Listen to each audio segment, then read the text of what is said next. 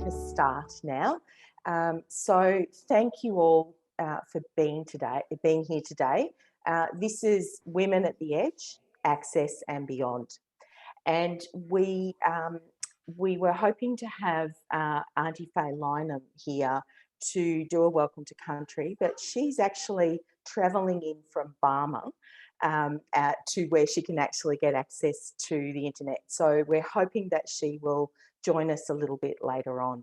So what I'd like to do now in that absence is just to acknowledge that all of us are here from different country, and I want to acknowledge the wisdom, the living culture and of the Aboriginal people who are the First Nations, who we're on unceded lands, and I want to acknowledge the elders past, present and emerging, and particularly because we are looking at women's work today, the strong and proud women of the First Nations. So thank you for being here. The Women at the Edge program is a series of 5 events in partnership between Women's Health Goulburn North East and the Wheeler Centre. So the program explores how gender impacts on women's lives, in rural Victoria. So for this event, we've joined with women living with disability in Moira, Shire, the Cobram Community House and Yarrawonga Neighbourhood House. As the 3rd event in the Women at the Edge series, Access and Beyond aims to spotlight accessibility in a regional community through women's lived experience by bringing diverse people together to share and exchange ideas. Imagine what accessibility for people of all abilities could look like. I just want to note we've got a couple of formal apologies. Dr. Helen Haynes, the Independent Member for Indi, Susanna Sheed, the Independent Member for the Legislative Assembly in Shepparton, and Deb Cooper, Community Programs Manager at Yarrawonga Neighbourhood House. So today we've got some really fantastic activities. There are 3 of them. So the first is sharing 3 women's stories about different barriers to access and equity for women living with disability in Moira Shire. We'll also be talking about some enablers that improve safety and inclusion in a rural community. The stories will be followed by a facilitated panel discussion with 4 women from local organisations. Sally Rice from Moira Shire Council, Christine Osborne from Cobram Community House, Sonia Cooper from Yorta Nation, from the Yorta Nation Aboriginal Corporation, and Jenny Godwin from Women with Disabilities Victoria's Moira Hub. So key issues will be live drawn to share with participants following the discussion. And then the final discussion invites everyone to contribute to a vision of what a more accessible and inclusive rural community could look like by responding to the question: if there was one thing that you could change to make a more accessible and inclusive rural community, what would it be? So we'll give you a reminder about the question and encourage you to use the chat function to note your suggestions before the final discussion. So our collective vision for equity and access and inclusion will be live drawn and shared to complete the program. So having said that, I would like to introduce Sarah Firth, our artist and graphic recorder. Would you like to do a wave, Sarah, so everyone can see you? Hi everyone. I'll just do a very quick screen share to show you what I'll be doing in the background here. So I will be listening to all of your stories and comments and ideas and sort of turning them into a visual map that is done live, and then that will be shared with you after the event. Brilliant. Can't wait. Thanks, Sarah. Thank you for having me here. Thank you. So just so a bit about Sarah, she's a Melbourne-based Eisner Award-winning comic artist, speaker, writer and internationally renowned graphic recorder. So her work's been published by Abram Books, ABC Arts, Frankie Magazine, Graphic Monday, Penn State University Press, Penguin Random House, Picador, Allen and Unwin, the Nib, Black Ink and Routledge. So she's currently working on her debut graphic novel, and she's also prepared some drawings earlier of women's stories that you'll see and hear today. And as Sarah said, she'll be capturing the key issues that we discussed today, and those will be shared. I'd also just like to make a note of the Wheeler Centre team who've worked with us over the last 12 months. This was actually slated to be done in March 2020, and I think we all know what happened then. So thank you for the Wheeler Centre team who have been amazing as we work through all of the issues. We've had many, many different iterations of this. So Veronica Sullivan, John Boy Davidson and Lauren Taylor, thank you very much. And I also just want to make note, normally, you know, we do this as a team, but I also want to thank Bernadette Fraser, one of our team at Women's Health Goulburn North East, who has struggled through many, many different barriers to get us here. So thank you, Bern. It's wonderful to be here. So I'd also just like to provide a little more information about our 4 panel speakers who are representatives of different organisations in our region providing services and support to community members. So Sally Rice is a General Manager at Moira Shire Council. Christine Osborne is the Manager of Cobram Community House. Sonia Cooper is the Yorta Facilitator for Palmer National Park Living Murray Programs, and Jenny Godwin is the Moira Hub Liaison Officer for Women with Disabilities Victoria.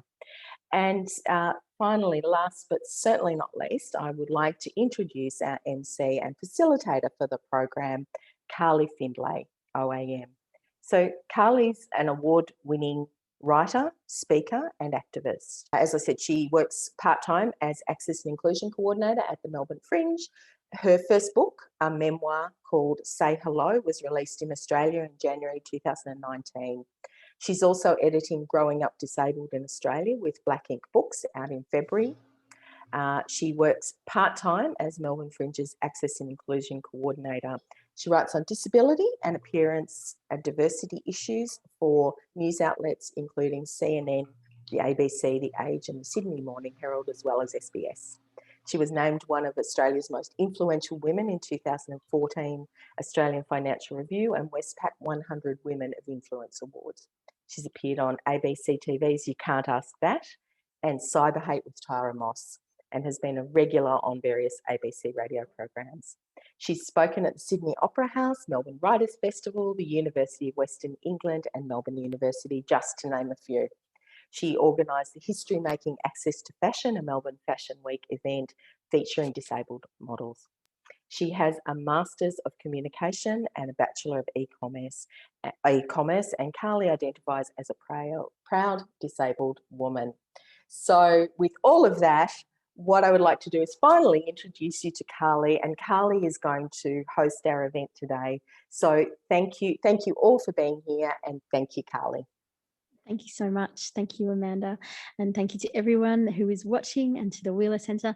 I'm coming to you from the lands of the Kulin Nation, and I pay my respects to Aboriginal elders past and present. And I also extend my friendship to any Aboriginal people on the Zoom today.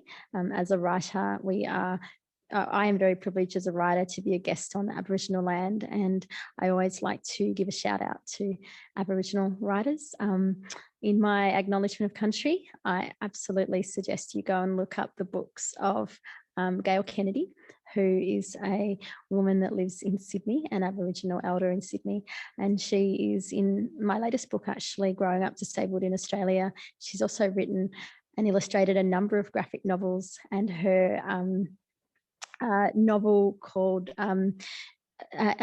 Me, Ant-Man and Fleabag is also out, which you should definitely go and look at.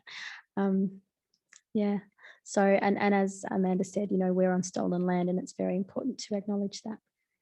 So I'm going to be hosting this event today. This is an absolute new thing for me. It's so bizarre to be on a stage with an audience in Zoom. Thank you for coming. I was a rural resident for many, many years, and I know some of the challenges that you face in rural Victoria, although I was in rural New South Wales. I did go to university in Wodonga, so highly familiar with rural Victoria. And I'm really interested in hearing your stories today. So the first thing that we are going to do today is talk about women's lived experiences of disability. I'm going to be reading on my iPad, although I think I'm going to get some printed notes soon. So if I miss anything, please let me know. The document on my iPad hasn't quite got all of the information because it doesn't let me scroll down. I'm getting some notes now. Thank you. This is when technology fails. Thank you so much. The table on my iPad wouldn't let me scroll down any to see all of the things. All right. Sorry, I'm just going to find my place. I also want to mention that Sarah Firth is in Growing Up Disabled in Australia as well. So it's really great to be doing an event with her finally as well. All right, I'm back to where I was on my iPad. So we are going to have 3 audio stories shared by Jenny, Rita and Renee, with time-lapse drawings by Sarah. I think these are the ones that Sarah's prepared before. So the 3 stories that you're about to hear and see have been generously shared by the women living with disabilities in the Moira Shire. I read them this week and they were great. The women's stories highlight some of the different accessibility barriers experienced by rural women, and importantly, how these and other barriers to women's access and inclusion impact their participation, safety, health and well-being. So I think John Boy is going to deliver those stories on Zoom. Yep, great. So where I started with when I thought of this one was going to the market at the foreshore, and all of the access points onto the footpath are in car parks. So there's this lovely big rampway from one side of the footpath to the other, just out front of the motel and out front of the IGA and everything, where a lot of the oldies, lots of walking frames and scooters and everything go as well. And the access point was actually in a car park. It hadn't been painted out. And cars were parked there, of course, because it's market day. So I had to go all the way up and down that road and found that each of the access points was in a car park. Physically could not get onto that footpath. I'm not too bad in that. I'm pretty fit and I can still get up gutters. So in the end, I decided, well, I still wanted to go to the market. So I went up a gutter.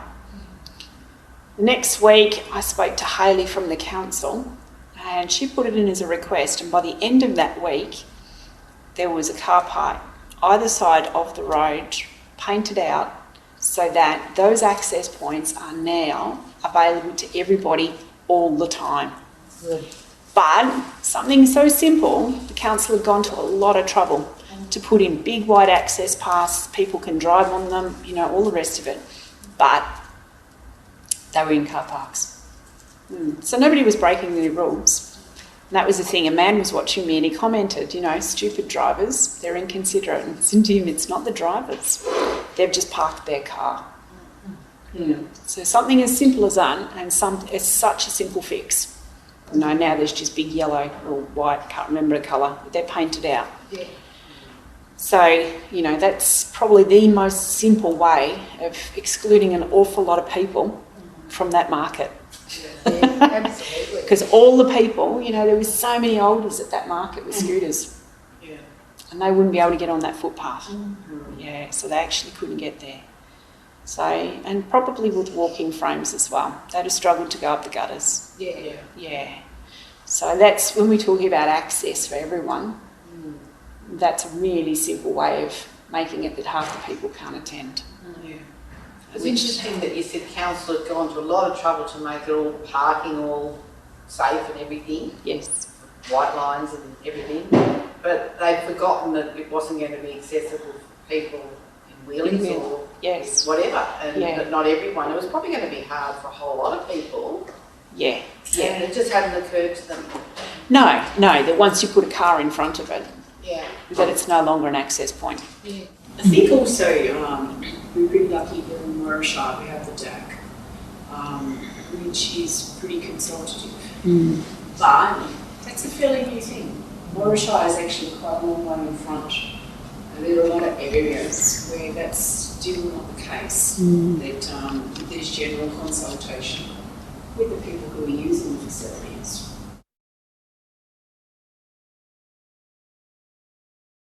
I hate it when you go to a beauty shop and I get my eyebrows tinted.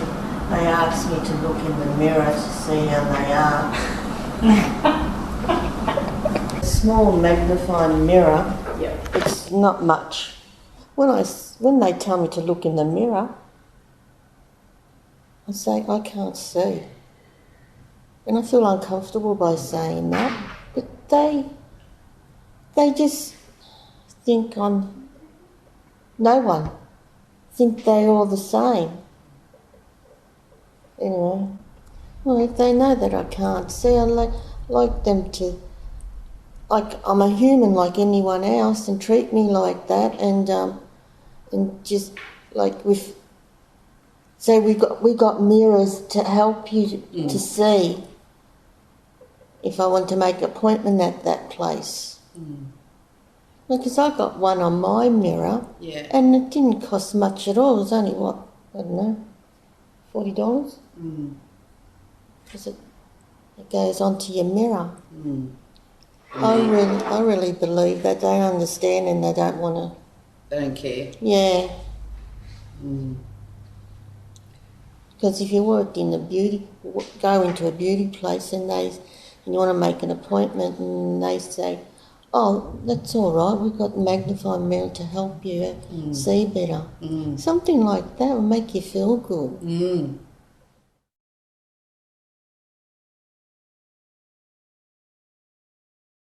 Even at table tennis, sometimes you can't do stuff or you can't move around as much, and some are not. Some are now starting to be more accepting, but back in the beginning they weren't. So I'm slowly starting to change people's perspective and ways of things. So I'm looking at process and stuff to make it actually known with table tennis, which is because of the coronavirus I haven't done it. I still get the occasional, I'm doing it for attention, you went like that earlier, what's wrong, blah, blah, blah, but I've just accepted. Because I'm a little different, people think I'm a bit odd. But I didn't use the word disabled or disability when I was younger, I just went, I'm a little slow, I'm different. I might not get to do things a lot quicker and you might have to tell me a different way, but I will get there eventually. I did my Cert 4, and because I'm disabled and have a disability, trying to do your placement as part of your Cert 4. Here we go again. Well, with the Cert 4, there were certain people that have known me since I was little and go, you can't do that, it's too hard, you're going to fail, why are you doing that? You're setting yourself up to fail. But you're an adult, you make have your own decision, we can't tell you what you can and can't do, but we're disappointed. You shouldn't have done this. I'm not happy that you've gone and done this, but you're an adult, so good luck with it, your decision after all, but you're not going to pass. It's too hard, the workload's too hard. And there's that, and then going to do placement, I got told to go to PALS in Cobram over here, because I couldn't do it in Yarra, because my course was over here, and they go, you've got to go to PALS in Cobram. So I had the first meeting with the head lady, and she goes, how can a client with PALS be here as a placement student? What's the difference? And I went, there is a difference, which I have to keep saying time and time again.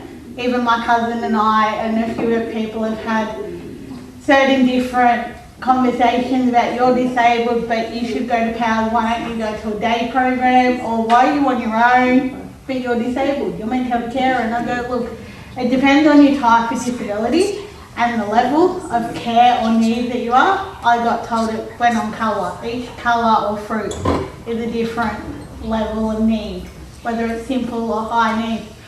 So in the end, I did my Cert 4, unbeknownst to a lot of people gave me flack, even table tennis go, you're not disabled, you're doing it all for attention, even on the court. And it's just the way it's happened, like even in my Cert 4.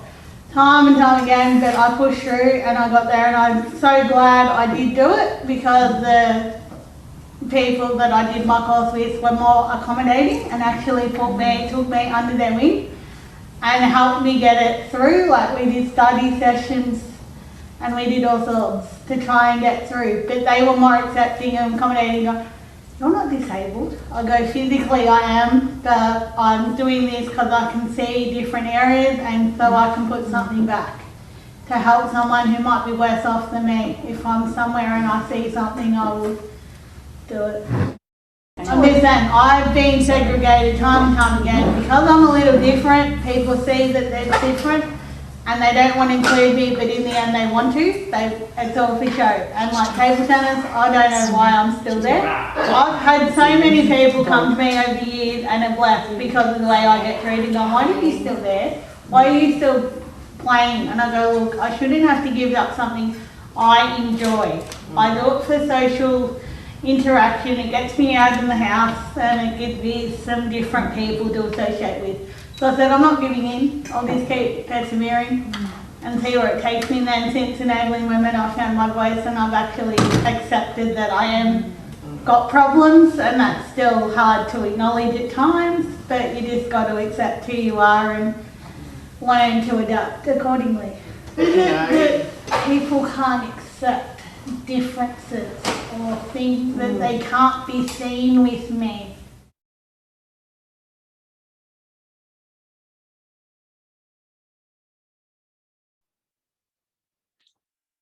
Thank you for those stories, the three women who shared them, Jenny, Rita and Renee, and also to Sarah who drew those. Sarah, you're so incredibly clever in capturing all those emotions in drawings. Thank you.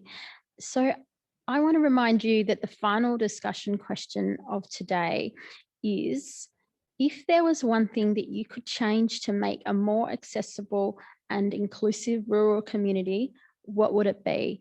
You can use this, the chat function, to provide an answer. So on your Zoom screen, in the middle, down the bottom, there is a little speech bubble chat window, and we've just got that up now, and you can use that to provide answers to, if there was one thing that you could change to make it a more accessible and inclusive rural community, what would it be? So the next activity is the panel. Have we got everyone for the panel? Yeah. Great. We're going to have a talk about exploring current accessibility barriers and enablers. I'm going to talk to you now about who is on the panel, and they then are going to discuss topics. Sally Rice. Welcome, Sally. Do you want to give a wave? Sally is currently the General Manager of Community at Moira Shire. Moira Shire. That's quite hard to say fast. She's one of 3 general managers who report directly to the CEO. Her portfolio includes the areas of environment, sustainability, community, economic development, tourism, and waste services. She leads a team of approximately 50 staff with an annual reporting budget of nearly $15 million. Wow. Sally is happiest when she's with her family in Bundalong and watching her beloved Tigers having another win. Welcome, Sally. Thank you. Next up, we have Christine Osborne. Christine has a background in education and teaching and has worked at Cobram's Community House for 12 years. She's currently the manager of Cobram Community House, where she continues to deliver literacy, numeracy, and independent skills education to diverse people with disability. Christine is passionate about community involvement and a member of Moira Shire's Disability Advisory Committee. She enjoys spending time with family and friends. Hi, Christine. Do you want to give a wave? Hi, Carly. How you going? Hi, great to have you here. Thank you. We've got Sonia Cooper here next. Sonia. Hi, guys. Hi, Sonia. Sonia is a proud Yorta woman from, is it Kamarajaga? I did do a practice. Kamargunja. Kamragunja, that's right. I'm so Correct. sorry I got that wrong. I was playing the pronunciation on YouTube. Not a problem. Today. So Sonia is a proud Yorta woman from Kamragunja in New South Wales, based in Shepparton, Victoria on Yorta Waka. That means country. Sonia has worked and studied in the water and biodiversity space for more than 20 years, with a focus on protection of culture for her people. She's currently employed by Yorta Nation Aboriginal corporations as the Living Murray Indigenous Facilitator for Barmah National Park. Sonia is a strong advocate for change in her chosen fields of science, environment, and was endorsed by Yorta elders to the Yorta Traditional Owners Land Management Board for Barmah National Park as an inaugural member. Welcome, Sonia. Thank you. And lastly, we have Jenny Godwin.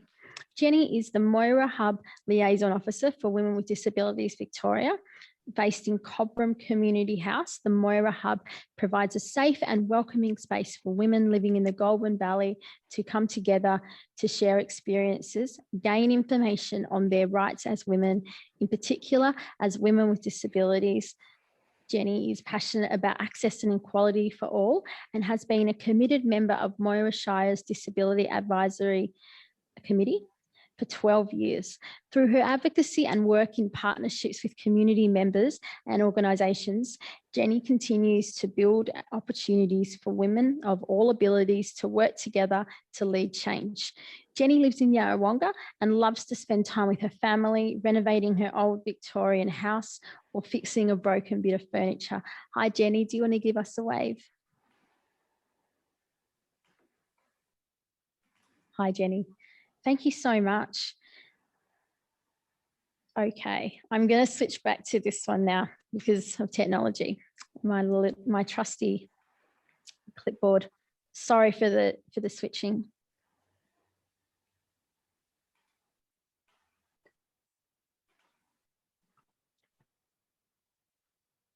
All right. I am going to go to each of you.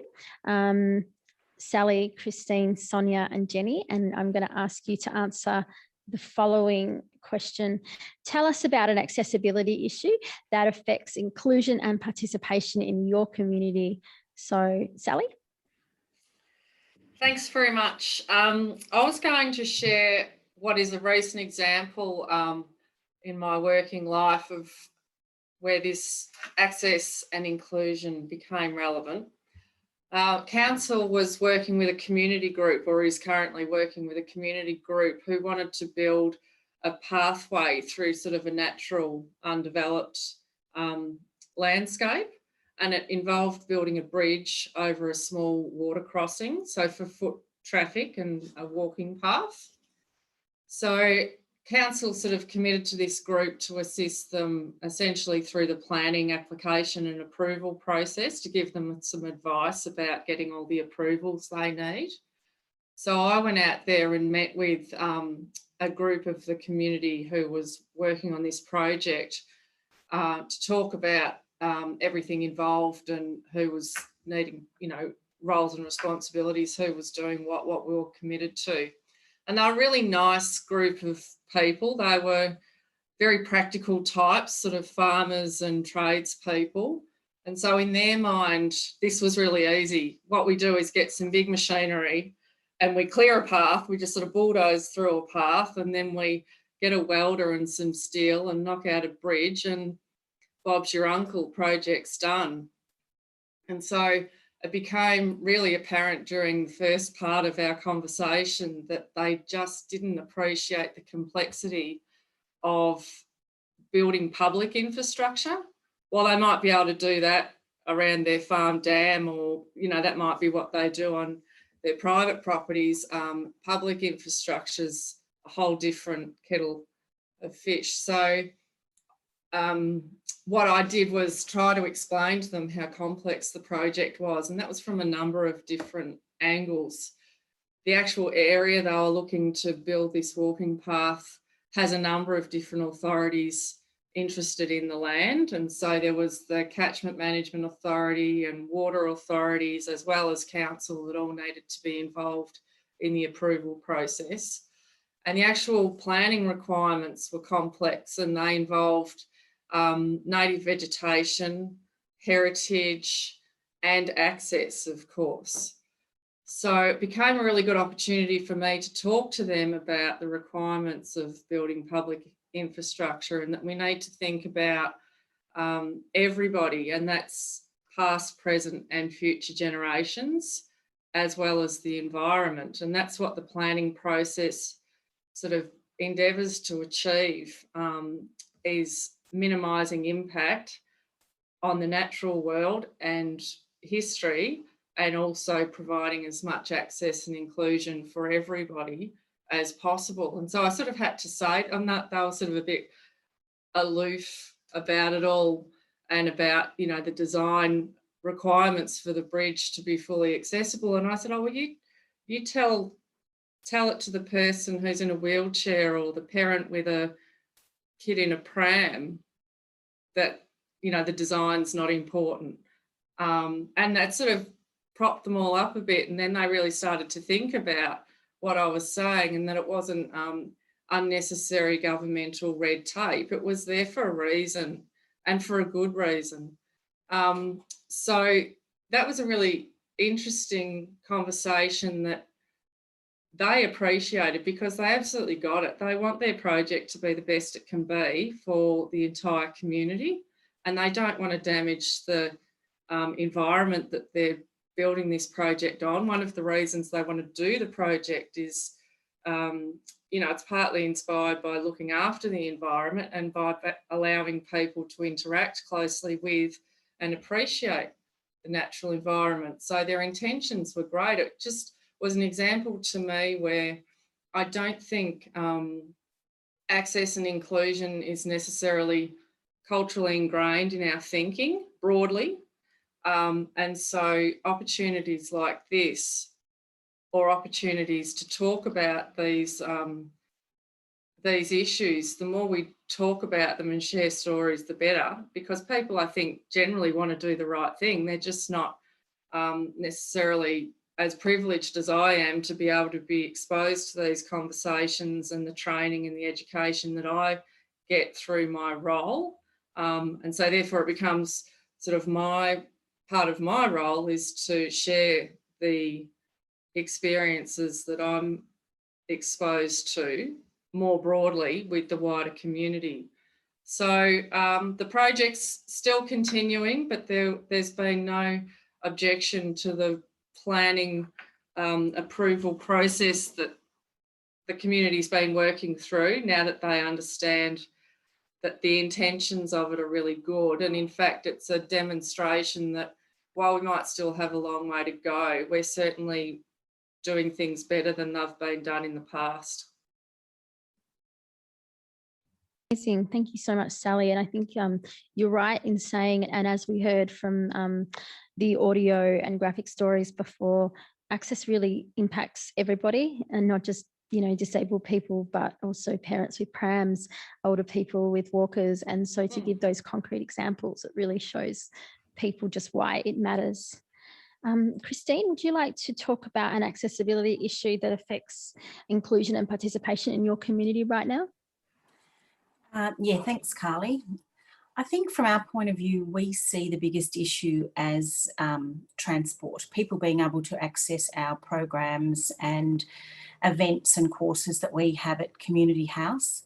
We have a lot of programs, and we have people who probably not only live in town but come from outlying towns. Within our Shire, we tend not to try to double up on too many things, particularly in our RTOs.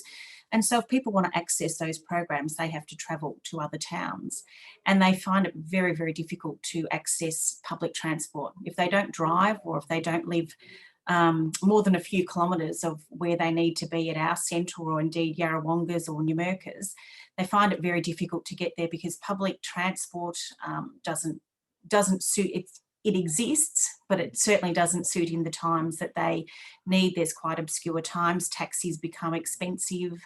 And I've seen Jenny with the activities that we do with Women with Disabilities Victoria, that she's driven, you know, sometimes 1.5 hour or 2 hour return and probably she does it twice actually, to get people to programs when we can't organise something else, if it's something worthwhile. So I see that as, you know, really our biggest barrier in our rural towns, is people being able to access all the wonderful things and events and programs that we have. Mentioned I grew up in country New South Wales, and I went to university in Wodonga, and my mum would have to drop me in Albury before I started uni, but I didn't have class until like 4 or 5 o'clock at night, so I'd be at uni all day before that because I didn't drive at the time. It's really hard, and I was surprised that it's still happening 20 years later, that the public transport improvements just haven't happened, especially with those odd times. So yeah, and I think it's more difficult in those smaller, more isolated towns. I mean, we're a little bit luckier probably in the regional cities, but in our towns, it's a huge challenge that we, you know, have to think long and hard and out of the box sometimes to try to overcome. Absolutely, especially when there's only 1 or 2 buses a day that run into the bigger town. That's very limiting. Thanks, Christine.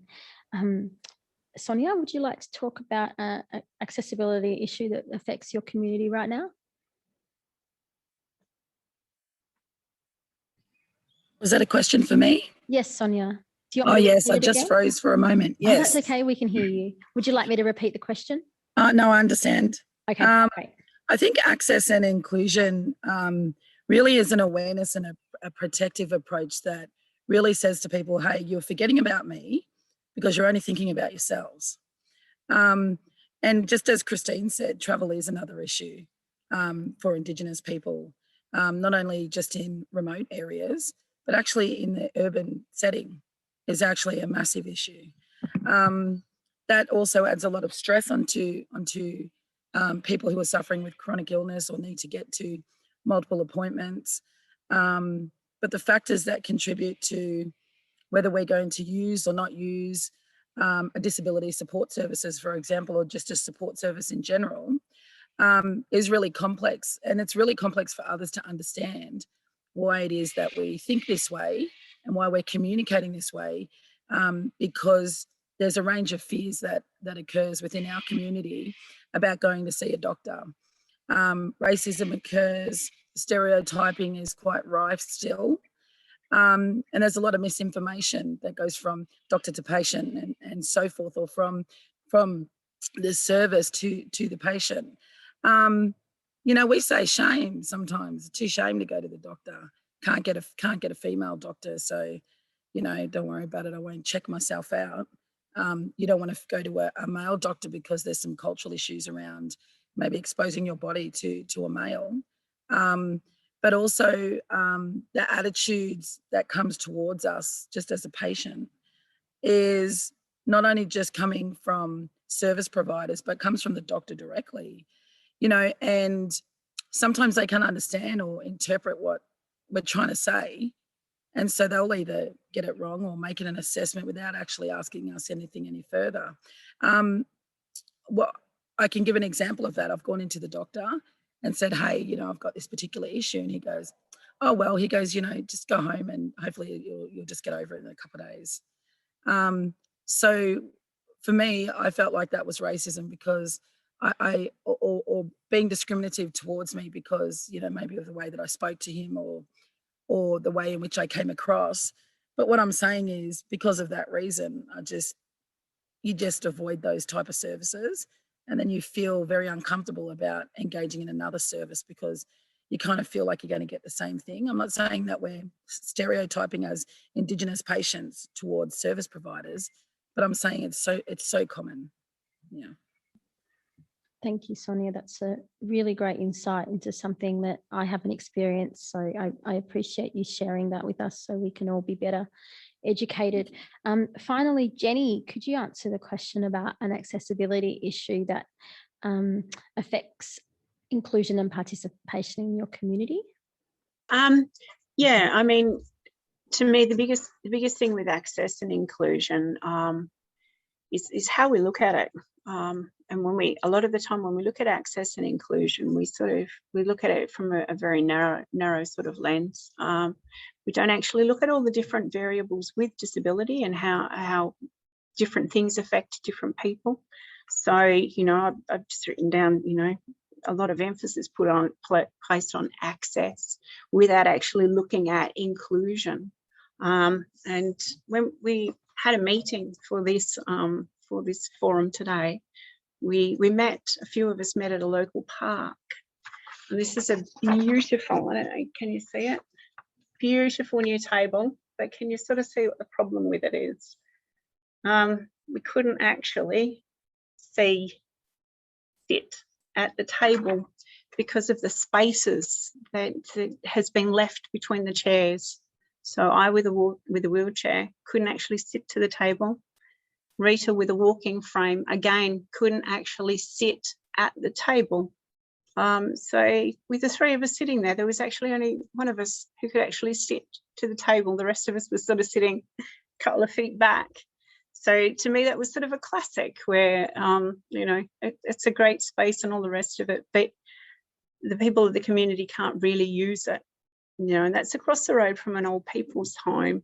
So, you know, I sort of imagined a lot of oldies out there with their walking frames and with their scooters and everything, and trying to spend time with their families and just sit and have lunch, where they actually can't sit and be included at a dining table with everybody else. So I guess to me, that's a really big issue, is how we look at full access for everyone and actually take into account the different needs of everyone. You know, I have a different need altogether with a wheelchair than somebody who has a vision impairment, or you know, an elderly person with a balance issue who has a walking frame. They have a completely different need again. So yeah, I guess access and inclusion, to me, inclusion is as big as access, how we include everybody. And I guess that's more consultation. Ask people, talk to people, you know, different people in the community, actually speak to them and see what they need, see what would help. And that would actually make everybody more included as well as being able to access. Yeah, thank you. Amazing, thank you. I think you've all raised some really good points around, it's really the small things which, you know, are big to some people, but these small types of inclusion provisions really make a difference to people's lives. The next question I've got for each of you is, can you share an example of how your organisation has or is working to improve accessibility for all community members? So Chris, Sally, would you like to go first on this one? Sure, thanks. So I'm just sort of, I don't know how I'm feeling. Jenny's just given a fantastic example of something really wonderful council did very sort of quickly and promptly, and feeling all good about that. And then she's just gone and popped the balloon with a very simple example of where we've still got a lot of work to do. So I'll acknowledge that first. Thanks, Jenny. Jenny is just in the other room. I'll go and speak to the women in there shortly or after the session. I suppose council's sort of strategic approach to this type of work that we do is led through our Disability Advisory Committee, which has been operational for a number of years now, and really is led by, or they develop our Disability Access and Inclusion Plan, which I've got a copy of here, which is built around 4 sort of key objectives. I'm pleased to say that one of the things that this group does and brings into council is improving the accessibility of documents that we produce, which, you know, we're all familiar with corporate government style documents that can take up all of the paper and take a long time to say anything and be in very wordy sort of jargon. So, you know, an example of how we've translated a strategic document into English, easy to use English, is in the Disability Action Plan, which is broken right down into its fundamental points in language that's easy to access for everybody, or that's the intention. So the action plan probably really provides all of the direction to council as an organisation that we're working to improve in these areas. And some examples of how we've done that are taking all policy and planning documents from right across the organisation through consideration of access and inclusion. That's work that's either done internally or through the Disability Advisory Committee, depending on the complexity of the document being prepared and how its impact will be felt. Examples of that where it's become realised is through our procurement and purchasing processes, where we need to have consideration of disability access inclusion embedded into those processes. We've also got all of our design standards for new infrastructure have to meet requirements and are also run through that committee for their input, and in an effort to make them as good as possible for the entire community. We run community grants programs, which increasingly have more emphasis put on through the evaluation criteria of access and inclusivity. So that is the sort of money that the community can access via council for projects that they want to deliver, whether it be an event or the building of something or a program. So we're trying through many different avenues to embed and incorporate improved outcomes for everybody. And another thing that I will note to you that I think is particularly great is that we have a induction program for all new staff, which is a bit of a beast, and it's a good thing you only have to do it once, because it takes days inducting people across all of council's operations. But included in that and embedded in that process now is disability and access awareness training.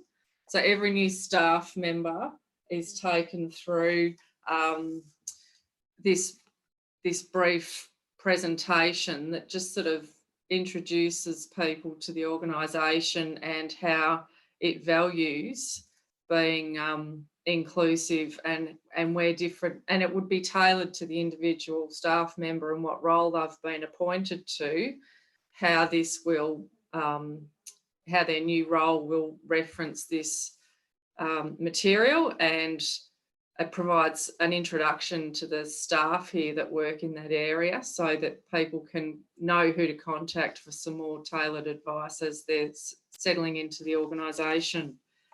And the other fantastic thing that's underway at the moment is the finalisation of Council's Gender Equity Plan, which again is an element, has elements of access and inclusion within it. So, but going back to Jenny's examples, we've still got work to do. Thank you so much, Sally, for acknowledging the work you have done and also sharing, or have got to do, and also sharing the work that you've done. Christine, would you like to briefly talk about an example of how your organisation is working to improve accessibility and inclusion? Certainly, thanks, Carly. I think probably what I'm probably most proud of with what we do is our programming that we have at Cobram Community House. We have accredited courses specifically designed for people with cognitive impairment, so a cognitive disability. We have 2 courses on our scope of registration that people can access for that. We have our pre-accredited program, so short courses for people who, we have specific ones which probably work on more independent living skills, such as our slice, dice and chop, where we have people, so they're learning to cook, budget, food handling, things like that. We have computer courses. Some of them we have designed, we have had groups who have approached us and they were groups of people living with a disability, and other times that we have people in all-inclusive class and they come and join our other classes. And the other thing I think we try and do is in our social engagement activities that we have, we make an effort to include everyone. So we're really proud of the programs that we do. And probably another thing that we've done in the last 3 years, we've had a wonderful partnership with Women with Disabilities Victoria, and we've had Jenny work out of our office, and that's been a wonderful thing for us all. We've met some lovely ladies that come in and do that. They join in our programs, and they've probably helped us learn of things of how we need to do things a little bit differently. So that's been, I hope that's been of mutual benefit to them and to us. And we also do disability awareness training for all our staff as well. So we're part of the DAC. We've had other programs, some of them sponsored by Women with Disabilities Victoria, where we've had accessibility. We've reviewed the accessibility of businesses in the town and things like that. So I feel we've done some really good things. It's certainly on our radar, and we're certainly trying to improve every day. And as I said, we've having Jenny on board, and we've learnt a lot from her, and it's been great.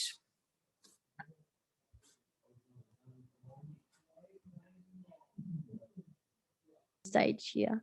Sorry, I think I was talking with the mute on. There was a technical adjustment on the stage here. I've just been, the TV's now closer to me, so I can see the chat as well. So I'll mention some of the things that were chatted about soon. Sonia, would you like to talk about how your organisation is working towards improving accessibility? Yeah, sure. So at Yorta Nation in Burma, we have a new office. That office has been equipped with a way for people with a disability to come in through. We've got through the front door, so there's no steps, there's nothing. You can actually come through. The door is wide enough for a wheelchair. In our rear door at the exit, it's, they can park. We've got 2 disability parking spots for people with a disability, which is inside of our gates at the back of Yorta. And right where that gate is, where you park, get out of your car, you can also wheel your chair, or if someone has a walking frame, you can actually access that through the ramp at the back. Every part of Yorta is accessible via wheelchair. To get to the kitchen, if you were to go from our reception area, you would have to step down into a step. But if you go through the elders' room, you can actually access the kitchen quite easily, and other things like the toilet. We have a disability toilet, we have a shower in there and things like that. So the physical infrastructure of the building, that was never available previously for our elders and for our visitors with a disability, but it absolutely is now. We've got a lot of lighting, so for people that might have a bit of an issue seeing inside of a building, so we have lots of lighting throughout, and the hallways are twice as big, 2.5 as big as a normal hallway, so that way all rooms are accessible and we can actually show people around. One of the things when we do talk about access and inclusion, we forget to mention that it comes with a little bit of trauma too. So for the elders, we have an elders room that that looks after the elders. They can sit in front of the fireplace. It's quite easily accessible to the kitchen, and that's also for our visitors as well. So I guess the good thing about Yorta is that they're actually thinking about that inside the infrastructure now. So it's not just talking about it, it's a way of doing now. All staff have also been briefed about those sorts of things. So it's not just something that you see like you can see a ramp. Staff have been also not trained, but we've been made aware that this is what's available, and we can communicate that to anybody that comes through our door. Thank you. Thank you so much, Sonia. I really liked that you addressed the intersectionality of both being an Aboriginal elder and also being a disabled woman. So thank you. Lastly, I would like to ask the same question about how your organisation is or has working to improve accessibility for community members to Jenny. Thank you. I guess from where we sort of try and include everybody is, as Christine's already mentioned, one of our big ones is transport. So when we're trying to include people, one of our first questions is can you actually attend? How can we help you to attend anything that we're planning or anything like that? And one of the big ones that comes up again and again is actually transport. So as Christine said, quite often that will be whether we go with community accessibility or, you know, end up driving people ourselves. We try and sort of make sure that everybody can be included as much as possible, so that, you know, it's one of the things that I found fairly distressing when I first started working in this field, was how quite often when you ask people to be included, it would sort of be, can I afford a taxi? How can I get there? Etc. etc. So it wasn't actually whether they wanted to attend things, but rather could they attend things. So that's something that we've tried to sort of assess as much as possible and ensure that when we actually ask people, would they like to be in, you know, would they like to do things, that we actually ensure that they can actually be included. So that's, I guess, one of our main points that we're trying to work at, is actually the consideration. Yeah, and that's exactly it. I'm just looking, how can we help you be included? And that's exactly it, is actually ask the people that when we're talking to people is, if you can't come along, can we assist with anything there so that you can come along, so that it's actually your freedom of choice rather than a barrier. Because quite often we find that people don't attend things because of a barrier, and that's one of the big things that we try and focus on, is taking away the barriers so that people can actually, as I said, have freedom of choice. That's probably the most important thing that we work on, and just looking at and trying to consider people as much as possible. So then it's quite difficult to reach different people. One of the things that we find is the social isolation, etc. And it's actually quite difficult to reach people when they're already socially isolated. So we're always kind of trying to look at how we reach people, and to let people know that, you know, we actually would like them included as part of society as well. Absolutely. Yeah, that's probably our biggest one, is advocacy.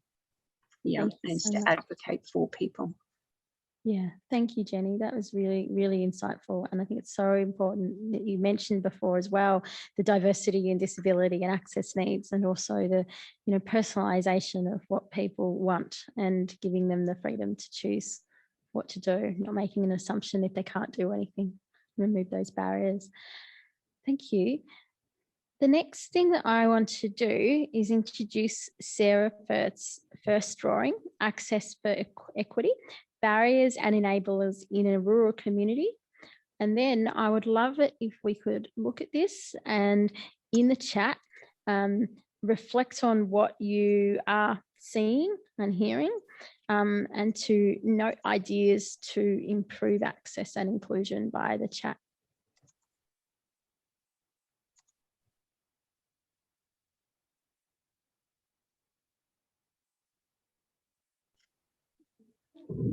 Wow. That's amazing. So Sarah, do you want to talk through this, or did you want me to talk through this with you? Oh, look, I don't mind. So these are the kind of the highlights of what I've heard. So this isn't the chat, like I haven't had time to read the chat, but I will go through that and sort of weave those in here. But would you like to read through it, or do you want me to, Carly? I'm happy to do that. Sure, if you wanted to start. Yeah, okay. And also, as I'm saying these, if any of these points that I've written down you feel like they don't quite sum up anything, please just let me know. Or also, if there's anything very big that's missed, please feel free to you know, chime in or pop that in the chat, and that will, you know, get woven in. So with the barriers, a key thing here is people not aware of the complexity of diverse disability needs and requirements. Not considering the diverse ways people use facilities. Another barrier is social isolation. Public transport access to programs is a challenge, and this is things like timings, availability, and cost. Another barrier is access and inclusion thinking is not ingrained. Another barrier, people only thinking of themselves, and issues with doctors and service providers, things like racism, stereotyping, lack of cultural safety, and shame. You summed those up really well, Sarah. Thank you. Would you like me to go to enablers? Absolutely. Okay. So the enablers that I heard were public infrastructure and planning approval must be inclusive. Physical infrastructure access needs things like lighting, ramps, wide corridors, welcoming. Asking what is a barrier, and I haven't finished writing it, but then I was going to say, how can we help remove that barrier? Accessibility reviews, gender equity, transport, drive people, community buses and public transport. There was the Disability Advisory Committee and the various initiatives of easy read documents, access awareness training, and design standards of access and inclusivity. Another enabler, actually ask people what they need and what would help. Freedom of choice, tailored courses and programs, and advocacy.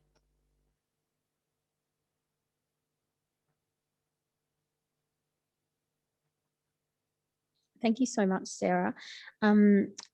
This is a really great document, and Liz has asked me to audio describe or image describe this. I'm sorry I didn't do this earlier. So for those who are not able to see the document, this is what it looks like. It is a large rectangular PowerPoint, I guess, or graphic design. There is a lot of white space at the bottom, probably for the bottom 2/3, and the top third is a coloured illustration. At the left, there is a building that's a brown building with a tree and an Aboriginal flag on it. And then just below that, there's a person who looks like they're fishing with a fish on a rod. Just near that, there's a giant strawberry with a person looking at that strawberry or touching the strawberry. There's a lot of green space in the top third, which indicates grass, and running through that is a river. In the middle of the top third is a big headline that says access for equity, barriers and enablers in a rural community. And then just below that headline, there's a big yellow tractor with someone driving it. Next to that tractor, there are three people who appear to be women at different stages of their lives, talking, communicating, connecting. I think one looks like they're holding a baby. Just above that is the Moira Shire logo, which is a Moira Shire in text, and also a logo that looks like yellow, blue and green leaves intertwining. Above that is a white cockatoo with a yellow crest. Next to the cockatoo is a tree, and I think that there's fruit falling into a yellow bucket. And below that is a building, which might be a school or a council building. Going down to the lots of the white space with the text, there's a number of points that Sarah has just read out. I'm not going to read those out again because Sarah has already said that, but there are two pictures that I will, well, a few more than two, but two main pictures. There's barriers, which is like in red, it's a banner, a scroll kind of banner, and barriers is written on that barrier. And then there's some traffic barriers. There's like a reflector thing, and also a stop sign and a hand that sticks up. And then next to that is enablers, and enablers is in a banner as well, a yellow banner. And there's a light bulb. There's a door opening to a bright outlook with sun and a mountain outside. And there's a hand that has a thumbs up in that. There's also some images next to some of the writing. So Times has a clock, availability has a bus, and cost has a pile of money mounted up. Gender equity has the legal sort of, I can't remember what they're called, but like a balance thing. Like, I'm lost for that word. Do you know that one, Sarah? The gender equity, what's that balance thing called? Yeah. Do you know the term for that? I don't know the term for that. I'm sorry. It's scales, Carly. The scales, sorry. Totally slipped my mind there.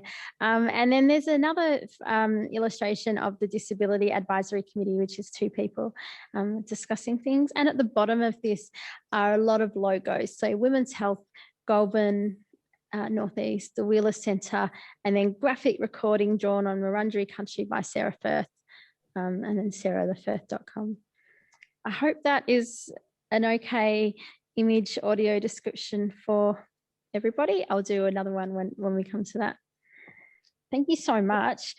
So if there's anything that you wanted to put in the chat about answering those questions, like what are the barriers that affect your community and what are you doing to improve accessibility, feel free to put them in the chat now.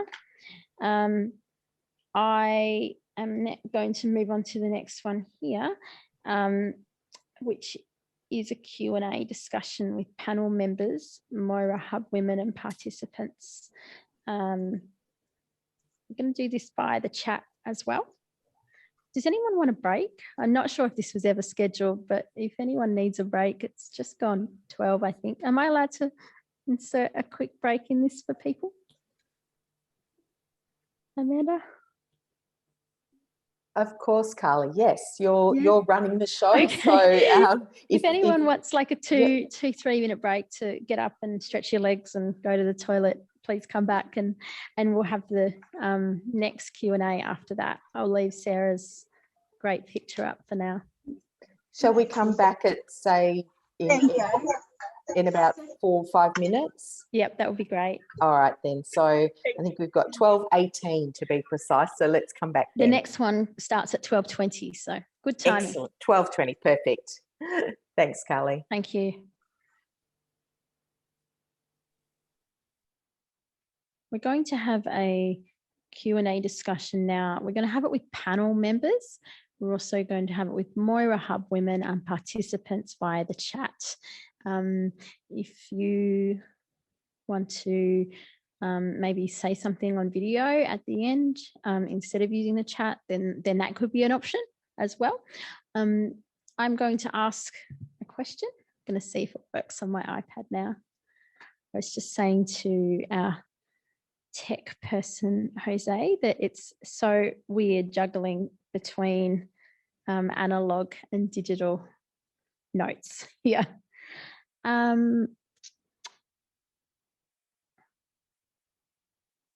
So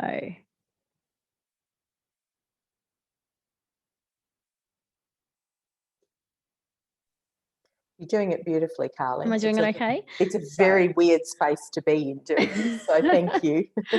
They did ask me if I wanted an auto cue before, actually. I said no, but maybe that would have helped.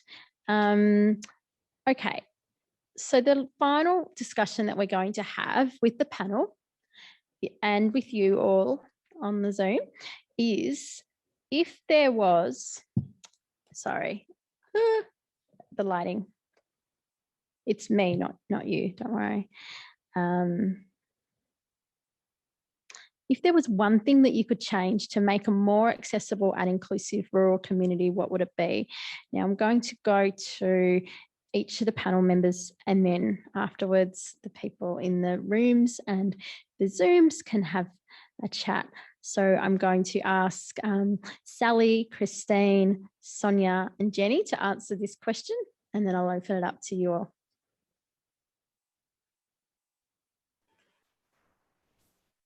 Sally? So me first? Sure. I think I've been thinking about this.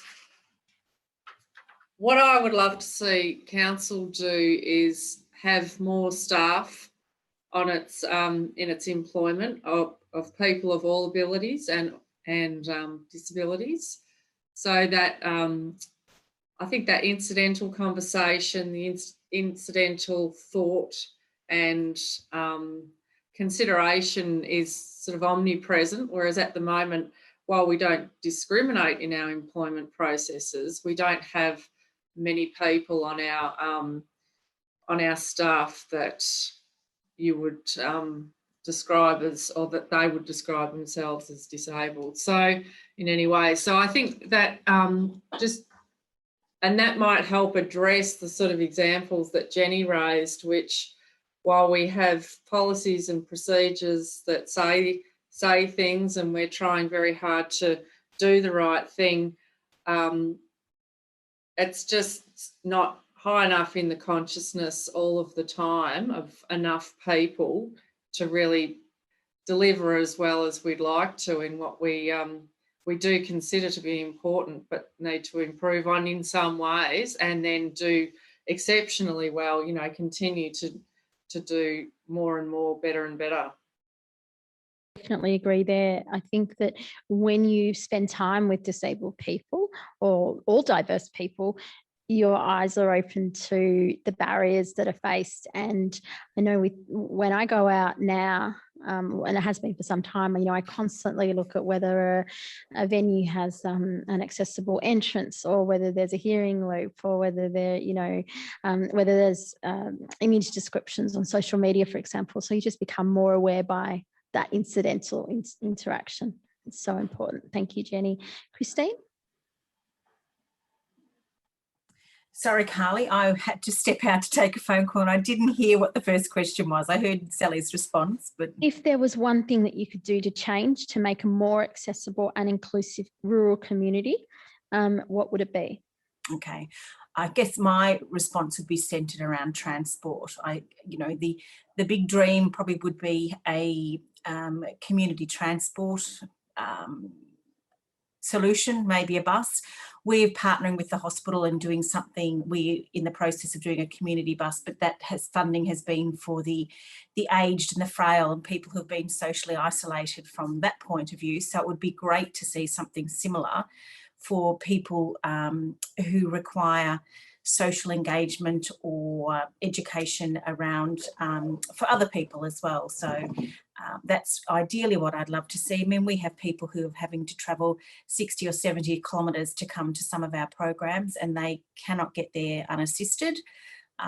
So that would be my dream. But if not, if we can't get that one, then just having simple solutions, I guess, that so that people can get to all those things that they want to be able to get to, ours and other organisations as well. Amazing. Thanks, Christine. Sonia? If there was one thing in your community that you wanted to change to make it more accessible and inclusive, what would it be, Sonia? Well, you're just breaking up a bit now. You know, I know a lot of people talk, might be my internet. How does that sound? That sounds a bit better. Yep. Is that sounding a bit better? Yep, that is, and we can see you as well. A lot of people, oh, good, thank you. A lot of people talk about physical infrastructure and things that are physical, but I believe that, you know, if there was one thing that I could change, it would be the hearts and the mindsets at the table. I mean, it's hard to change people, but I tell you that as an Indigenous person, as a Yorta person, we've been doing this. I've been doing this since we were born, you know. And it's a hard job trying to convince people that you matter, you know, and the things about you matter as well. When I talk about how do you get the hearts and the mindsets at the table, that's a huge one, because, you know, it's not only just about awareness, it's also about empathy and a range of other emotions creep into that. What you said before, Carla, you're talking about spending time with people. when people do spend time with us as Yorta people, they sort of get us. But on the surface of it, and just in meeting us, you know, people have so much judgment, and judgment clouds people's mindsets and their hearts. And I deal with this on a daily basis. You know, enabling choices for my people, you know, with a disability and people with a disability in general, is really about promoting that access and inclusion. And this helps because it provides guidance on how services and agencies and practitioners can work with us as Indigenous people and people with a disability as well, Indigenous people with a disability and the other issues that come with that from a cultural perspective, and the families. And it's just about that recognition and respect that we should get, you know, because, and not just us, I'm talking about everybody, but our culture also creeps into that. And sometimes there's protocols and you know, if you can strengthen an organisation that way, I mean, that would be awesome. So yeah, for me, it's the mindsets and the hearts at the table, because if we can start there first, I think, you know, we start from where it matters. Absolutely. Thanks. Thank you. Yeah, I absolutely agree. And, you know, sometimes I despair with how progressive things are, but how unwilling people are to get to know us and get to learn. So thank you. And Jenny, what is the one thing you could change to make a more accessible and inclusive community? Basically, Sonia, I've just written down, and I have written down, basically following what was you're saying, and my big thing was judgment, and how we view people. You know, we have this viewpoint of people of normal and not normal. And I work another job, and I work at Bunnings, and I'm always stunned at how often I have comments, things like, it's great that Bunnings employ people like you. And people don't even get it. That how insulting that is, and how condescending and how ignorant. But they're actually being nice. So it's extremely difficult because you can't be rude. But I do try and turn around and say, well, why shouldn't they employ me? They employ me because I can do the job, you know, and it's not about whether I'm in a wheelchair or I walk.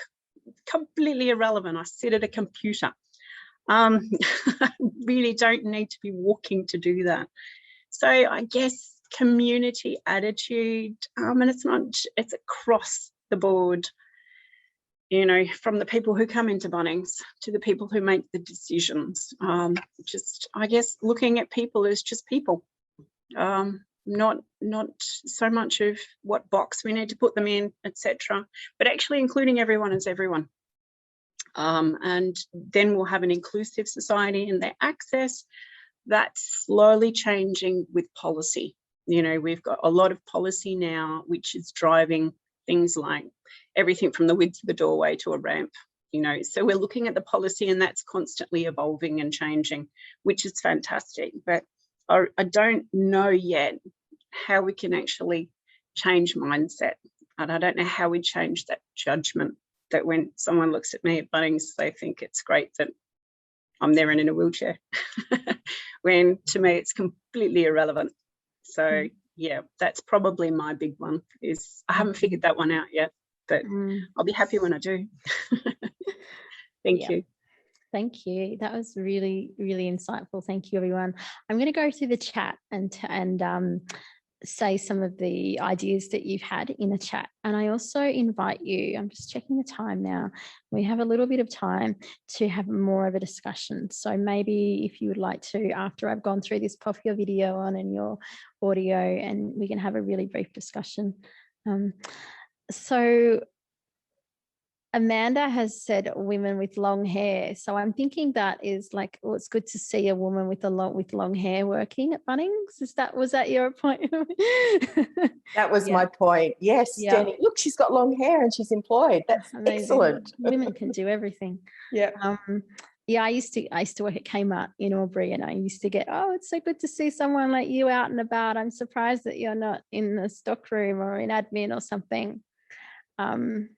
Yeah, Jenny, I think I was a bit more assertive maybe not rude, but I certainly had to learn how to be assertive to not serve these rude customers at times. It was a good lesson in being professional, but still asserting my boundaries. We've got something, sorry? I was just going to say, it does depend on the day. Absolutely, absolutely. Byrne has something to say here. Meaningfully engage with and listen to diverse people of all abilities and backgrounds represented in your community, not in a tokenistic way. Acknowledge and value their lived experience as lived expertise. That is so right. And ensure their voices are heard and listened to formally when planning service, community, facilities, events and activities, and also do that from the very start as well, so that you don't have to go ahead and spend extra money on reviewing something that isn't accessible from the start. Christine has asked, is there a way of tapping into existing transport services that are available for specific groups, like school buses are not used all day? Some sports and other clubs have buses, as well as aged care facilities. They're not usually used out of hours.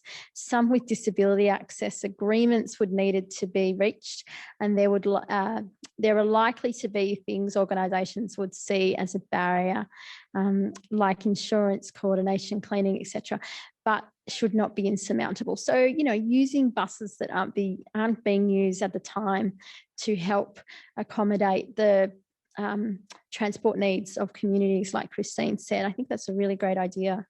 Somebody needs to talk to somebody at the council, I'm thinking, to organise that. I don't know the solution, but that is a very good idea, Christine.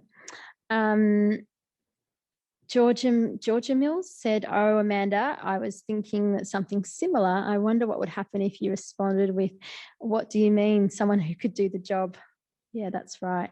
I think the condescension and surprise at people with disabilities having a job is just never ending. I think we've got all of the chat responses captured. Could I get the Wheeler Centre staff to scroll down a little bit, please? So we're at the end.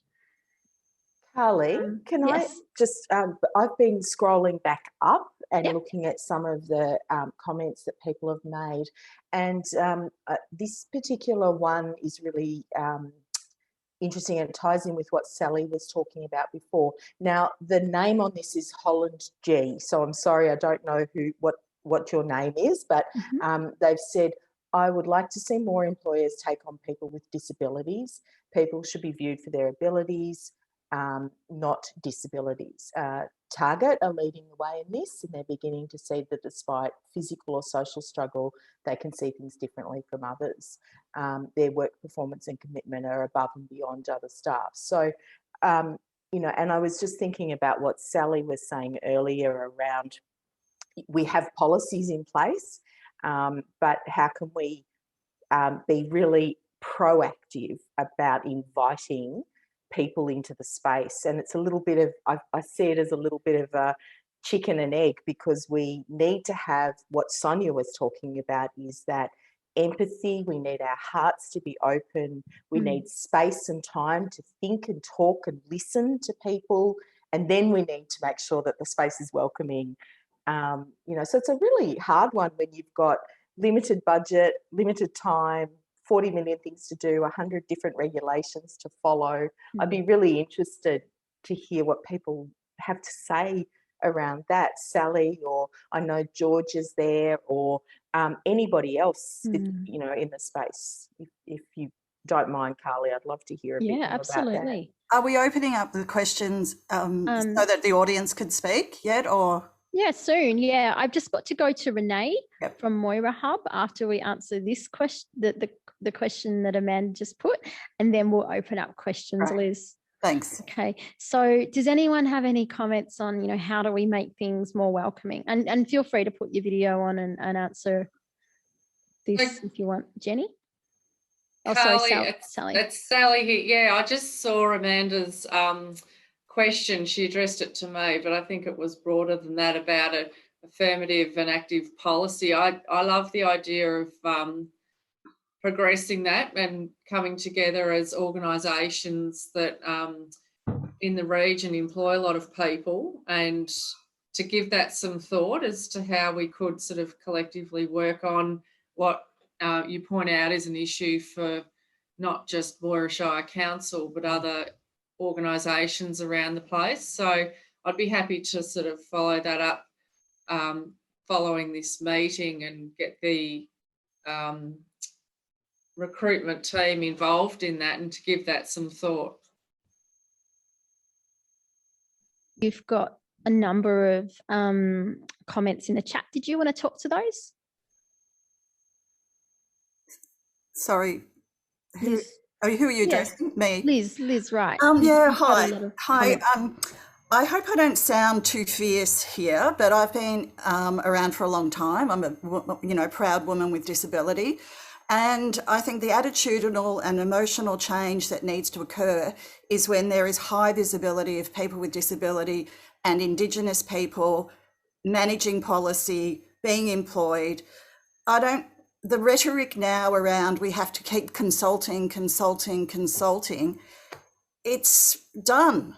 We have told you what we want. We want transport, we want employment, we want to be included, we don't want to be ignored, we don't want to be dismissed. We want a seat at the table. There needs to be quotas. I don't want to keep going to discussion groups. I don't want to hold discussion groups anymore. People are very clear about what they want, and there needs to be more than one of us. It's really lonely if you're an Indigenous person working in a local government and you're the only brown person employed there. It's really lonely if you're the only person with disability who everyone can come to talk about disability in a work environment. There's lots of us. There's 20% of the population are people with disability. Most of us are qualified, most of us work, most of us have families, most of us live lives that are full and interesting. We need to be employed, we need to be at the table. So I'm sorry if this doesn't sound nice, but I'm very frustrated. We've had a whole week of action around the nation, and there needs to be bigger action around disability rights, and disability rights are human rights. And I'm exhausted. Carly, you do all of this work all the time as well. Jenny Godwin, you're doing this work.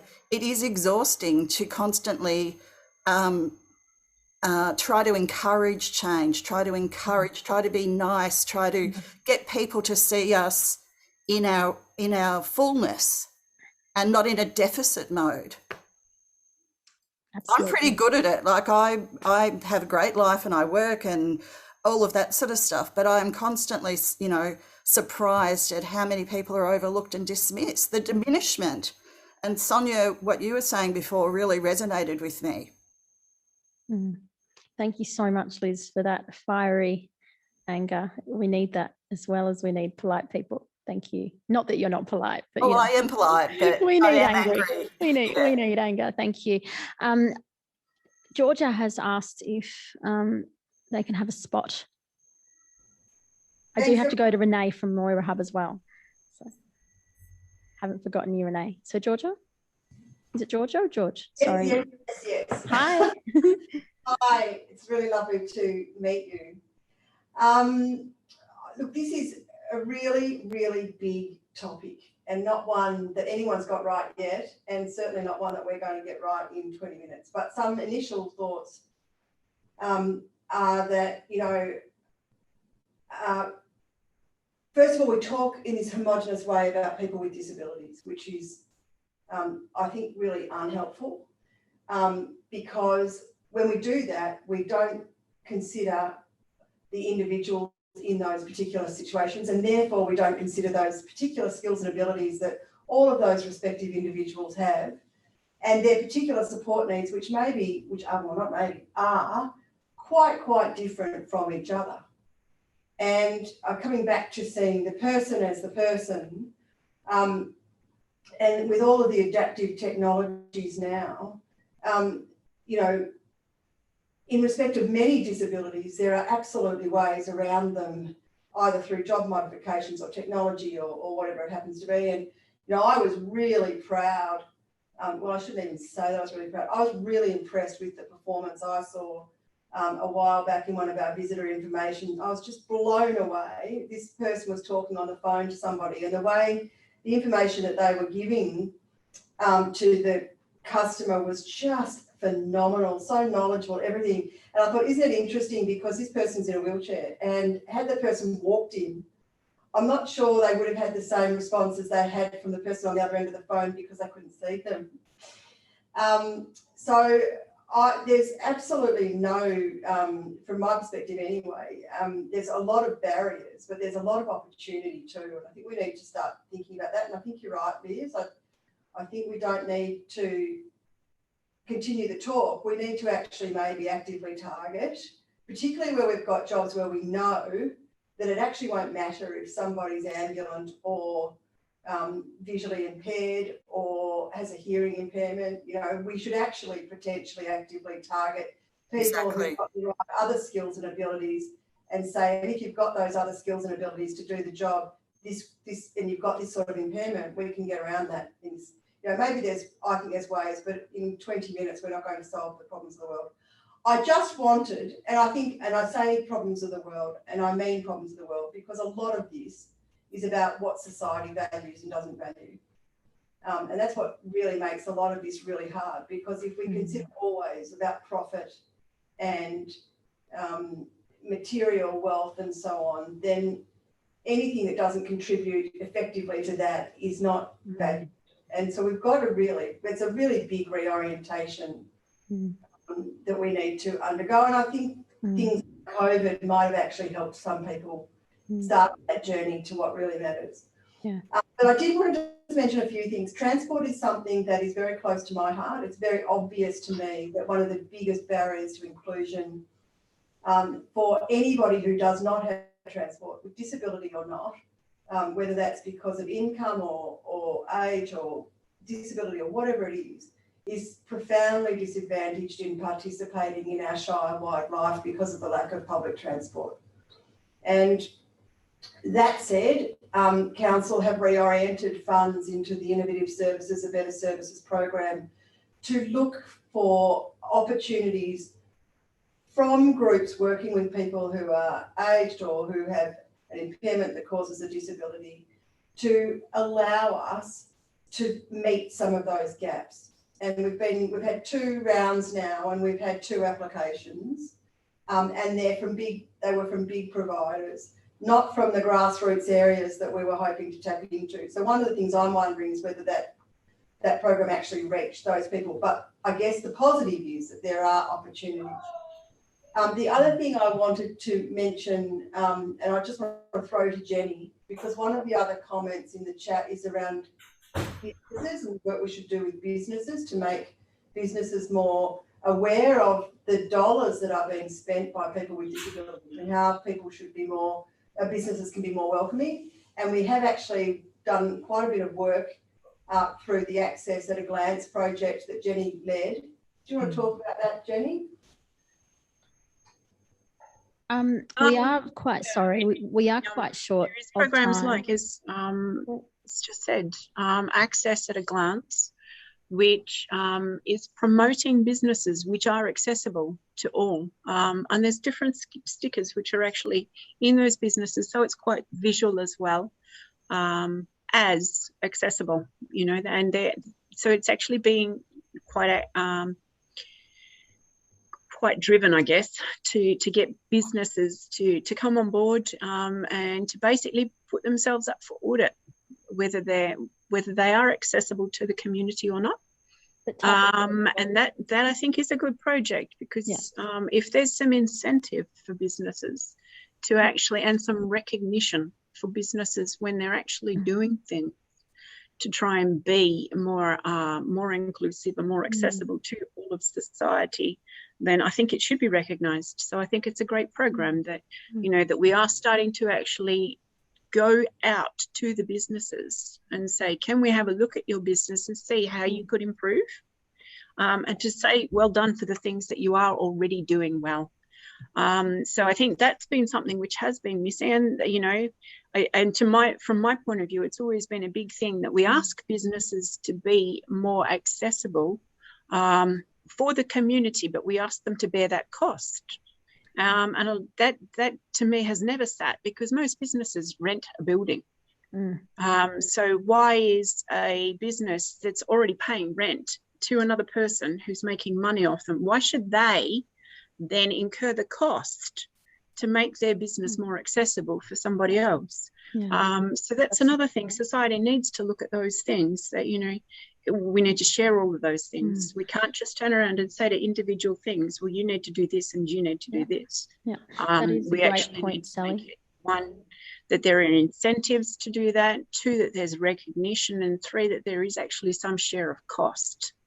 And then, you know, that will make, I mean, the policies that we have now are fantastic for new businesses and new buildings coming into place. So that addresses the new things, but there's still a whole lot of things which are already built. That's a really great and there's point. a whole lot of businesses and things going on in those buildings, which I can't attend. So, you know, Jenny, I'm sorry, so I'm I'm going to pretty have to interested in those things changing. But as I said, I'm also mindful of the fact that I can't ask a business owner, can you please build me a new ramp, which will mean take out your door and, you know, make a whole new front entrance, etc., etc., which is going to cost you a whole lot of money when you're paying rent. So the access at a glance thing is a good thing, because, you know, it's addressing some of those issues around who's responsible and actually recognising the people who are doing things. So I hope that one continues, because that's pretty cool. Thank you. Sorry, Jenny, I'm going to have to wrap you up. I realised that I haven't asked Renee from Moira Hub to contribute. Renee, would you like to contribute? And Jenny, if you wanted to put anything about access at a glance in the chat, that would be great. We don't have too much time left now. So if you want anything to be said, pop it in the chat. Renee, hello. Hey guys, how are we?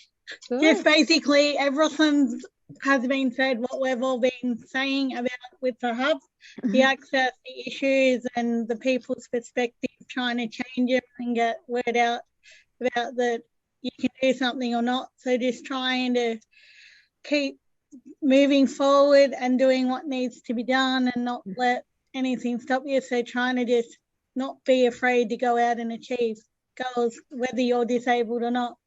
Get out and do things. Thanks.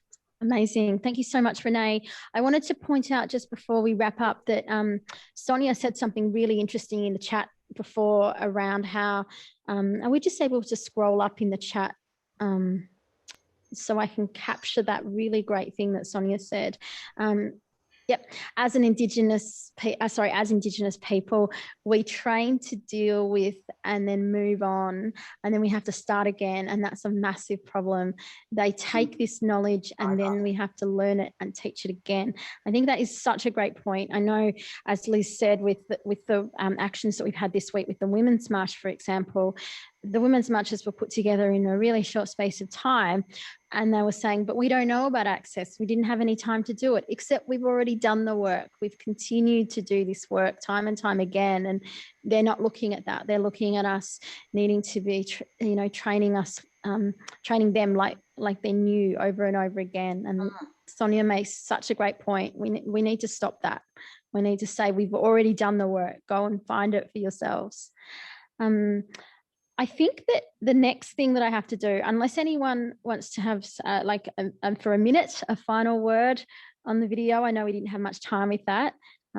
So I'm opening this up for a minute if anyone wants to have a say. I know Liz had her hand up before.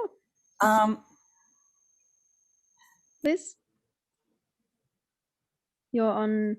Yep. You're right. Yeah, look, I just want to say I am really positive about progression, and I'm really positive that change is afoot, but there is exhaustion everywhere, and we have to maintain a certain level of energy and support each other in this quest for equality, because I don't want to be stood on, neither does anybody else that's here. But my final thing is I just think we really need to work towards disability-led and Indigenous-led around our business and our matters so that we can be the experts of our own destiny to a certain extent. And, you know, the thing that you said, Carly, we've done a lot of this work. We don't need to keep reinventing it and calling it something different. I'm a proud disabled woman. That's it, full stop. And I don't need to be called anything else except Liz. And, you know, check out the work. The research has been done. The consultation's been done. Absolutely. Thanks so much, Liz. I'm going to introduce Sarah's final drawing now. Carly, oh, yes, sorry. Sonia had her hand up and I'd love to hear okay, Sonia, yes, sorry. Oh, thanks. That's okay. The only comment I wanted to say is I think this, as Indigenous people, we get categorised. And I think disability people get categorised as well. And what do I mean? Well, as soon as you mention that you are Indigenous, for example, I always get redirected. And if you mention that you've got a disability, you're not only redirected, but you're passed on. And I think mainstream services, it's just, they do this all the time. And their last comment that I wanted to say that this is a problem, right? And so to be categorised because of your race or disability, that tells me there is a distinction in society, that there is this ladder of oppression that occurs when you are a person with a disability or an Indigenous person or some other sort of category. And we are always versing mainstream regardless, but that's my only comment. Yeah, for your wisdom. So I'm going to introduce Sarah's last drawing now. I will image describe it before Sarah talks through. So I will only describe the images, not the text, although I think that the images look to be similar as before. So as before, we had the rectangular document divided into 1/3 very colourful illustration and 2/3 white illustrations and text. So again, we had the building with trees and the Aboriginal flag. We had a fisher person. We had a person standing near a big strawberry. We had access for equity, future vision access for equity, future vision for a rural community, written in big letters in the middle. We had a river running through green grass. So we had a tractor that's yellow, 3 people from different age groups. They look to be women, one's holding a baby.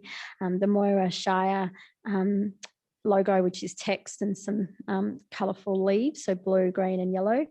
A white cockatoo with yellow crest, a tree that has a fruit bucket underneath it with fruit falling in, and a building that could be a school or a bank or a council.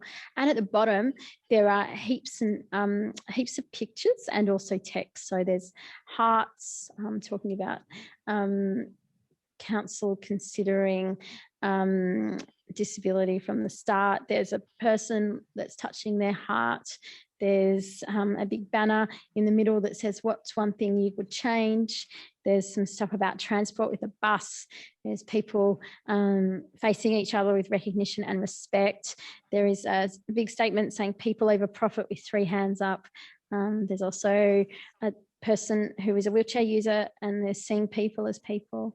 There's an opening door again. Sarah, did you want to talk through this as well? Yes, sure. Thank you, Carly. So the question was, what one thing would you change? And the key things that I heard reading from left to right are council to have more disabled and diverse staff, so access and inclusion thinking is ingrained. More awareness of diversity. Harness the power of anger. The work has been done. Changing hearts and minds. We matter, disability-led, and we have a seat at the table. Let go of judgment, condescending attitudes, and prejudice. Meaningfully engage, not tokenistic. Transport is key. Community transport solutions with the question, can we share school and aged care buses? ? See us in full, not a deficit. Spending more time together, breaking categories. proactive employment of disabled people, great skills, audit and incentivize. Enabling choices, talk, listen, collaborate. Affirmative policy, recognition and respect, people over profit, and seeing people as people.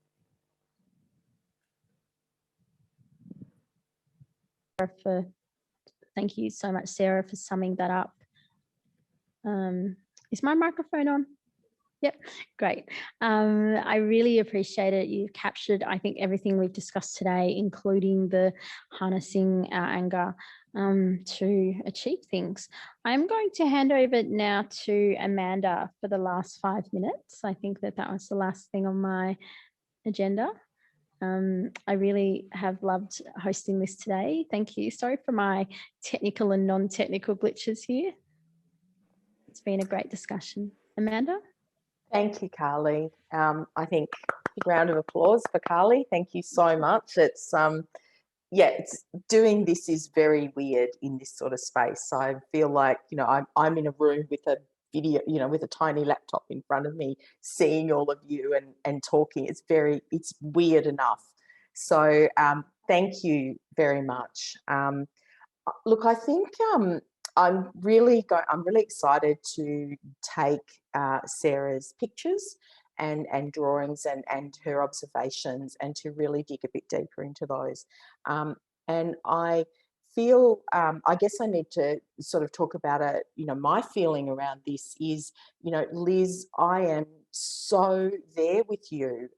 You know, we've been having the conversation about gender equality all of my life and a lot longer, and we continually have to do it. And then we layer on your experience, we layer on Sonia's experience, we layer on Jenny's experience. It's frustrating, it's hard work, it's exhausting. And, you know, sometimes I feel like it's just, well, we're just, you know, they're just going to exhaust us, so we shut up. But we're not going to shut up. And, you know, and you're right, we've done the work. We've done the work around gender equality. We know about disability. We know about cultural differences.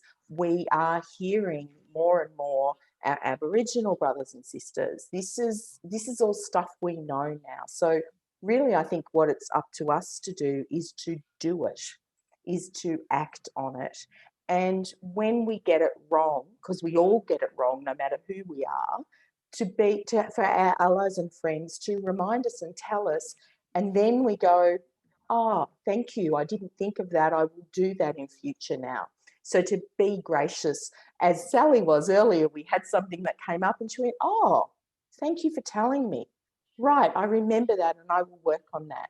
You know, it's just like that's all we need to do, and to be allies for each other and to do that work. So I really feel your words, Sonia, about changing hearts and minds is absolutely what we need to do. And I think the other theme that came through was visibility.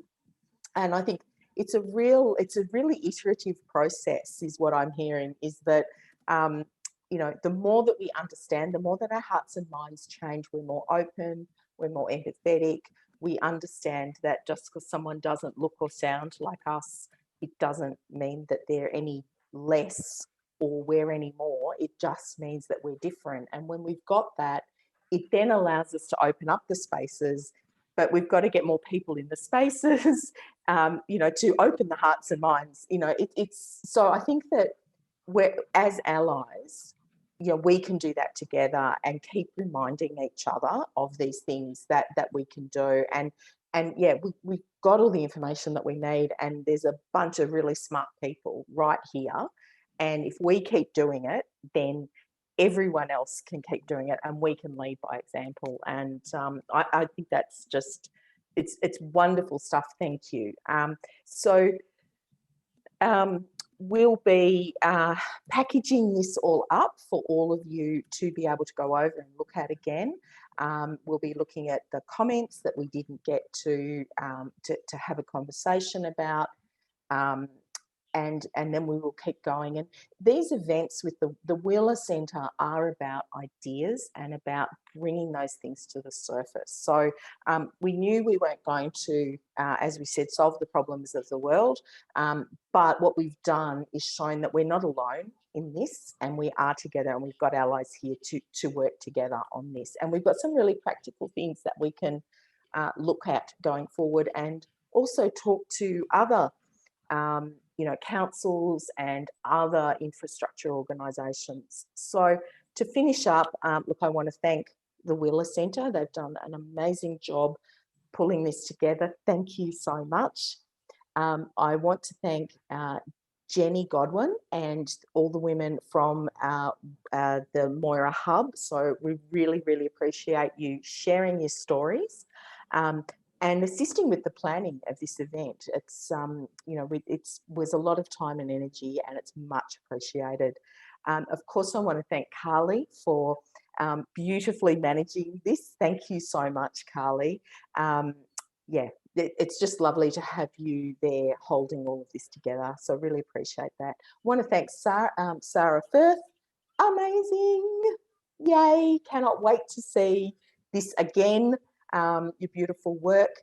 Cobram Community House for your support and of the project and looking at access and inclusion.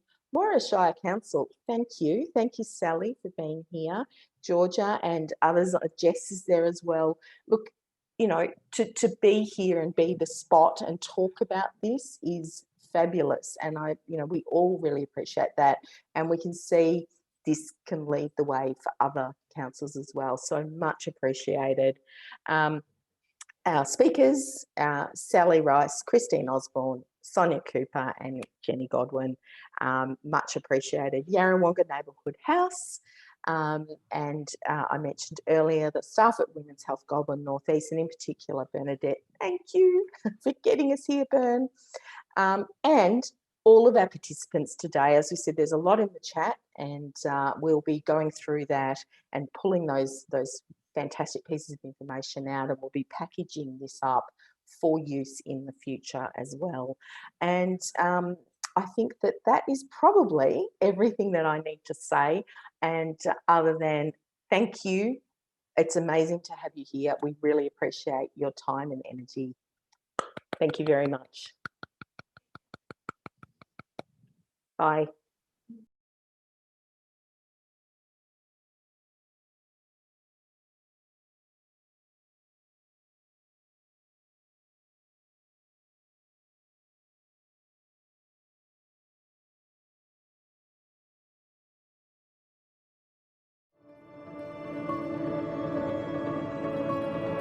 Visit wheelercentre.com for the best in books, writing and ideas from Melbourne, Australia and around the world.